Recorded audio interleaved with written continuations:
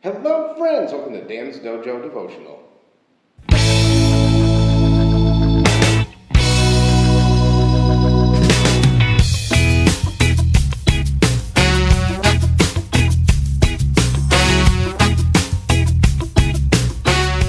Hello everyone, my name's Dan, the host of this YouTube channel. The purpose of this YouTube channel is to increase our knowledge of Scripture by taking a deep dive into it and encouraging each other in our walk with Christ.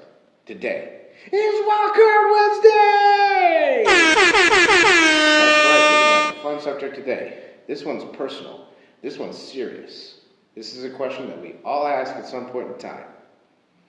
What do I do when I'm sinned against? This is a very, very important question to ask. It's a very, very important question to answer. We have to know what we're doing when people do us wrong. Jesus tells us to turn the other cheek. Jesus tells us to forgive. But how and why do we do that? What is the step-by-step process of what do we do when people hurt us? Well, it's very important that we go to the Word. And a good place to start is in 1 John. If anyone sees his brother committing a sin and not leading to death, he shall ask, and God will for him give life to those who commit sin not leading to death. There is a sin leading to death. I do not say that ye should make request for this. All unrighteousness is sin, and there is a sin not leading to death. Okay, so step one. First things first, we've been sinned against. And the first thing that we have to ask ourselves is this a sin leading to death? Well, how do we tell that? Very simple. If you watch the person sin, are they moving towards death? Meaning, are they moving away from the faith that saves them? If they're not, if this is something that is common to man that they fall in, like they told a white lie, or maybe they boasted when they shouldn't have, or something along the lines, well, Proverbs 19:11 says it best. A man's discretion makes him slow to anger, and it is his glory to overlook a transgression. Be slow to anger, and if you can, overlook the transgression, especially if it's a sin not leading to death. Pretty simple. That's what Jesus meant when he said turn the other cheek. Go the extra mile. It's very simple, guys. We forgive first. Always, always, always. However, what if it is a sin that leads to death? Or maybe this is a sin that is genuinely hurt and it's actually putting a strain on your relationship with this person, whether it be a friend or a spouse or whatever it be. Well, the first thing that we have to take into account is what is said in Galatians 6. Brethren, even if anyone is caught in any trespass, you who are spiritual, restore such a one in a spirit of gentleness, each one looking to yourself, so that you too will not be tempted. Bear one another's burdens, and thereby fulfill the law of Christ. So if we are going to correct something, and that's if, first things first, try to overlook the offense, but if we must correct, we do it in a spirit of gentleness, kindness, looking to ourselves, looking to our faults too, so that we don't fall into sin too. It's easy to get angry at how we've been done wrong and then do them wrong. That is not what we're supposed to do.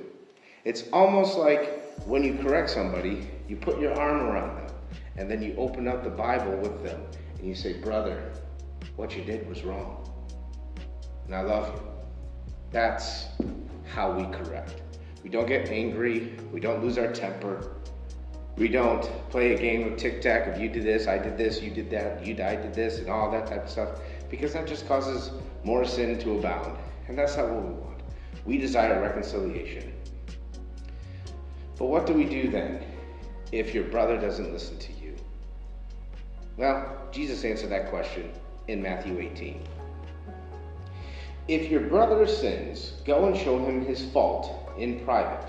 If he listens to you, you have won your brother. But if he does not listen to you, take one or two more with you, so that by the mouth of 2 or 3 witnesses every fact may be confirmed. If he refuses to listen to them, tell it to the church, and if he refuses to listen even to the church, let him be to you as a Gentile and a tax collector.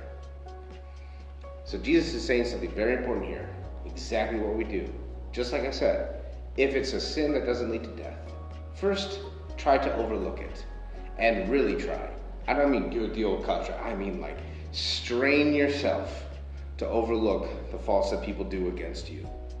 But only then, if it's a sin that leads to death, or it's something that's so bad that it cannot be overlooked, that it really does bother you, then you go to them. And in a spirit of gentleness, try to correct them. Now, if it's a sin that doesn't lead to death, let it die. If they don't change their mind, let it go right there. But only if it's in that situation where it is a sin that leads to death, or it is bringing harm to people, then you bring 2 or 3 people with you. Now, there's a reason why we do that. Is because you may feel that you were wronged, and you may have feel that this person did you wrong, and so you go to correct them, and they do not receive your correction. You bring 2 to 3 more people with you to see if maybe you're wrong. That's what Galatians 6:1-2 is talking about. Maybe see to it that just maybe you're wrong. That's why 2 or 3 witnesses are necessary. So if the 2 to 3 witnesses definitely say, yep, you're right, that person's wrong, that person needs to repent, and that person still does not, then you take it to the church. And if that person still doesn't leave it to the church, you treat them as a tax collector or as a Gentile. And how do we treat these people who are tax collectors and Gentiles? Meaning unbeliever. You love them as Jesus would. You put the gospel in front of them so that they may be saved, so that they may be led back to the faith. That's what we do. At no point in time do we ever get wrathful. At no point in time do we ever lose our temper. At no point in time do we ever cram it down their throat and say, I told you so, or anything along those lines. It is always this: brother, I love you. That is the attitude that we're supposed to have at all times. Why? Because that's the attitude that Jesus has towards us. Let's cultivate that attitude in ourselves. That's all for today. May the grace and peace of Jesus Christ abound in you. Have a good day.